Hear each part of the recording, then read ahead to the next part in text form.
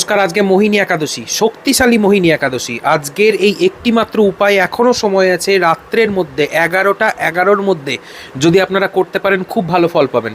কি করবেন? আপনার জীবনে অর্থ যদি আপনি অ্যাট্রাক্ট করতে চান বা সম্পর্কের মাধুর্য যদি বজায় রাখতে চান, নাম যশ সম্মান ইত্যাদি যদি পেতে চান, তাহলে আজকেই কিন্তু দারুণ একটা দুর্দান্ত সুযোগ। আকর্ষণ শক্তি জাগানোর বিশেষ একটা উপায় বলছি।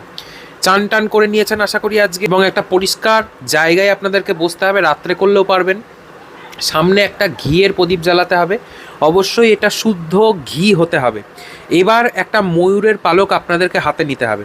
এবার চোখ বন্ধ করে মনে মনে আপনি যেটাকে চান, যেটা অ্যাট্রাক্ট করতে চান, সেটাকে মনে মনে ভাবুন, এবং ভাবুন যে আপনার সেটা হয়ে গেছে।